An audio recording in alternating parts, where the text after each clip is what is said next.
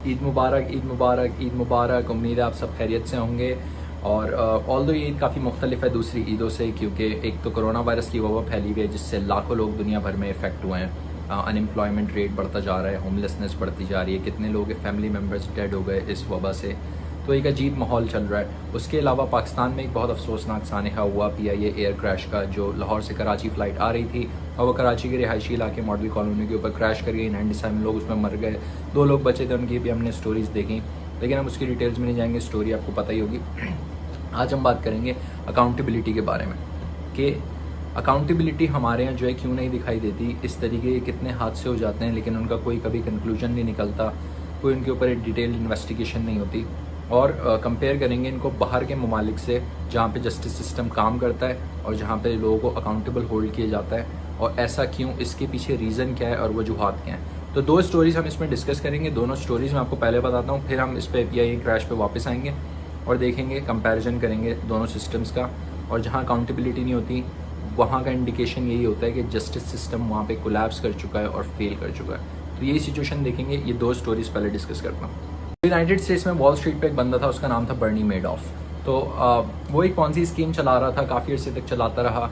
तो इकोनॉमिस्ट ने जब उसके जो नंबर्स देखना शुरू किए तो उनको कुछ डिस्क्रिपेंसीज लगी, उनको सस्पेशन रेज होना शुरू हुए। उन्होंने बोला कि यार ये कुछ सही नहीं है इसके नंबर्स में, ये बंदा पैसे इधर उधर कर रहा है, क्या कर रहा है। लेकिन किसी को समझ नहीं है क्योंकि वो बहुत ही वेल रेप्यूटेबल बंदा था, किंग ऑफ वॉल स्ट्रीट बोला जाता था, और अपनी रेपुटेशन के ऊपर ही वो सारे गेम खेल रहा था। लेकिन अंदर से वो एक पॉन्जी स्कीम चला रहा था और एंड में उसने $65 बिलियन का स्कैम किया। तो इन्वेस्टिगेशन चलती रही और जो है अथॉरिटीज़ ने फिर उसको पकड़ा और उसको 150 साल का सेंटेंस दिया। आज 2020 में भी वो बंदा जेल में और अपना सेंटेंस कर रहा है। अच्छा, अकाउंटेबिलिटी देखें 2 किस्म की होती है, इंटरनल अकाउंटेबिलिटी और एक्सटर्नल अकाउंटेबिलिटी। इंटरनल अकाउंटेबिलिटी का मतलब ये है कि आपके अपने कैरेक्टर इतना स्ट्रांग है कि आप जो है खुद से अपनी गलती एक्सेप्ट कर सकते हैं और आप खुद जो है मतलब अपने आप को सरेंडर करते हैं कि यार मैंने ये गलती की है, मैं ज़िम्मेदार हूँ और मुझ पे जो है इसकी सज़ा या जो भी जुर्माना होना चाहिए तो मैं वो अदा करने के लिए तैयार हूँ। दूसरी होती है एक्सटर्नल अकाउंटेबिलिटी कि आपका जस्टिस सिस्टम वर्किंग में है, आपके लॉ इन्फोर्समेंट एजेंसीज जो है करप्ट नहीं हुई हैं और आप जो है फोर्स करा सकते हैं according to law to the person who should be accountable. तो जिसको भी अकाउंटेबल होल्ड करना है, आप उसकी पावर को हटा दो, आप उसकी जो है ब्राइबरी हटा दो, करप्शन हटाओ और आप उसको जो है फिर भी चार्ज करो अकॉर्डिंग टू द लॉ। ये होती है एक्सटर्नल अकाउंटेबिलिटी। अब जाते हैं हम 1900s जापान में और दूसरी स्टोरी डिस्कस करते हैं, और ये स्टोरी है योशिए शिरातोरी की। योशिए शिरातोरी बचपन से जो है मसलों में पड़ता रहता था और पुलिस से उसके इनकाउंटर्स होते रहते थे, और अर्ली एज के अंदर उसने पुलिस का बहुत नेगेटिव इमेज अपने माइंड में डेवलप कर लिया। ये जो है बार बार इसको तंग करते रहते हैं और हमेशा इसी पे मतलब जुल्म करते हैं, ऐसा इमेज उसके दिमाग में बन गया पुलिस के बारे में। तो इन फ्यूचर जब वो छोटे मोटे क्राइम्स करता रहा, एक मरतबा उसको उठा के जेल में डाल दिया गया, वो जेल से इस्केप हो गया। उसके बाद उसको हायर सिक्योरिटी प्रिजन में डाला गया, वो वहाँ से भी स्केप हो गया। उसके बाद उसको एक और हायर मैक्सिमम सिक्योरिटी प्रिजन में डाला गया, वो स्केप हो गया।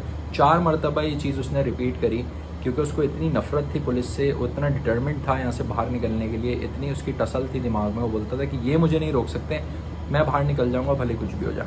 तो वो स्केप कर जाता था और आखिरी मरतबा जब वो स्केप किया तो कुछ अरसा गुजर गया, वो ऑन द रन था और एक मरतबा वो एक पार्क की बेंच पे बैठा हुआ था, उसके बराबर में एक पुलिस वाला आके बैठता है। पुलिस वाले को अभी नहीं पता कि ये कौन है, तो वो उससे जो है पोलाइटली बात करता है और उसको बोलता है क्या हाल है, कैसे चल रहा है, और उसको सिगरेट ऑफर करता है। अच्छा, ये बात है अर्ली 1900s की, तो तब जो है सिगरेट एक बहुत ही एक्सपेंसिव और बहुत लग्जरी आइटम होता था और हर कोई अफोर्ड नहीं कर सकता। बाहर ममालिक में वैसे ही जो है सिगरेट्स काफ़ी एक्सपेंसिव होती हैं, लेकिन उस टाइम में 70-80 साल पहले it was a rare thing कि कोई बंदा किसी को सिगरेट ऑफर करे।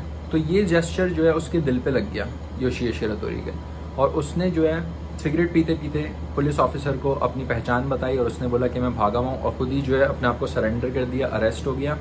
और उसके बाद चुपचाप जाके उसने अपना जेल सेंटेंस किया।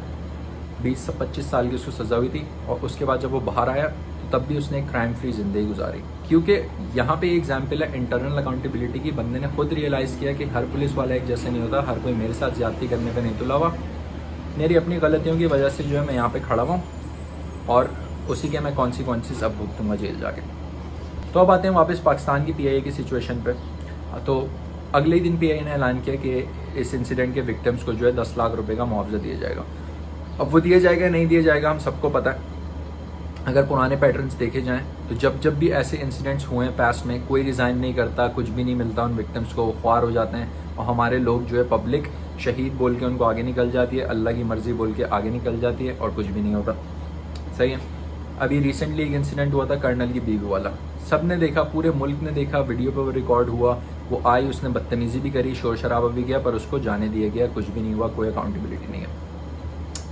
अगले ही दिन हमने देखा वो कर्नल की बीवी का शौहर / लॉयर जो बंदा था, उसने जो है गन पॉइंट कर दी पुलिस एहलकार के ऊपर और जो है वो भी निकल गया, कोई अकाउंटेबिलिटी नहीं। उसने भी शोर शराबा किया, बदतमीजी की, कोई अकाउंटेबिलिटी नहीं। सही है। इसी तरीके से यहाँ पे यूनाइटेड स्टेट्स के अंदर आप जो है अगर रेड लाइट तोड़ दो तो आपको पता होता है मेरी 1 वीक की सैलरी चली जाएगी, तो आप वो एक्ट नहीं करते क्योंकि लॉ है, सिस्टम है, वो काम करता है, अकाउंटेबल आपको होल्ड किया जाएगा, तो आप नहीं करते। पाकिस्तान में आपको पता है कि जो है कुछ भी नहीं होगा, मैं 50 रुपये दूंगा, 100 रुपये दूंगा, मेरे पास लाइसेंस हो ना हो, कागजात हो ना हो, बाइक चोरी की हो, कुछ भी हो, आप जो है आगे निकल जाओगे, कुछ भी नहीं होगा, नो अकाउंटेबिलिटी। इसी तरीके से जो है यहाँ पे अगर आपका क्रिमिनल रिकॉर्ड होता है तो आप पिज़्ज़ा हट में भी नौकरी नहीं कर सकते। पाकिस्तान में आप सालों जेल चले आओ, जेल से आते ही निकल के आप प्रेसिडेंट बन जाते हो, कोई अकाउंटेबिलिटी नहीं, कुछ भी नहीं होता। सही है। भले ग्लोबल इन्वेस्टिगेशन में आपके बड़े बड़े पॉलिटिशियंस के ऊपर बिलियंस ऑफ डॉलर्स की करप्शन और फ्रॉड के चार्जेस प्रूव हो जाएं, तो तब भी भाई हमारे यहाँ कुछ नहीं होता, उनको क्लीन चिट मिल जाती है और वो बाहर जाके अपनी ज़िंदगी गुजारते हैं। और वही पॉलिटिशियंस उनको बाहर जाने देते हैं जो आपको बोलते हैं कि हम इसको मदीना की रियासत जैसा बना देंगे। कोई अकाउंटेबिलिटी नहीं है, कोई इंसाफ नहीं है।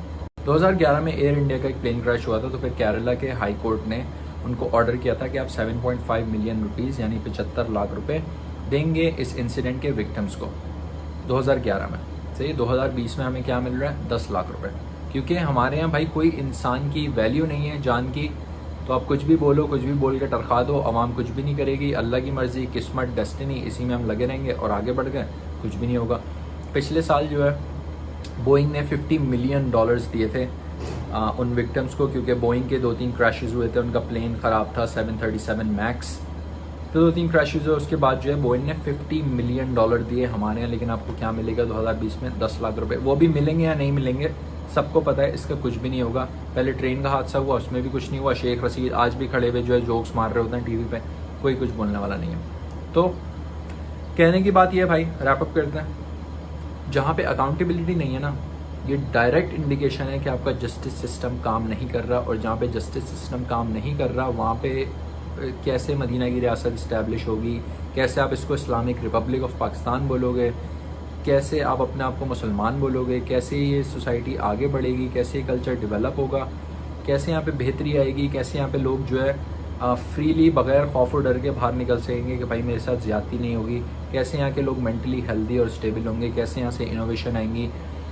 इन ममालिक में जहाँ पे जो है अकाउंटेबिलिटी है, जहाँ पे जस्टिस सिस्टम काम कर रहे हैं, यहीं से ही आईफोन आता है, यहीं से ही लैपटॉप आता है, यहीं से ही किताबें लिखते हैं लोग। हमारे यहाँ क्या होता है? कुछ भी नहीं होता।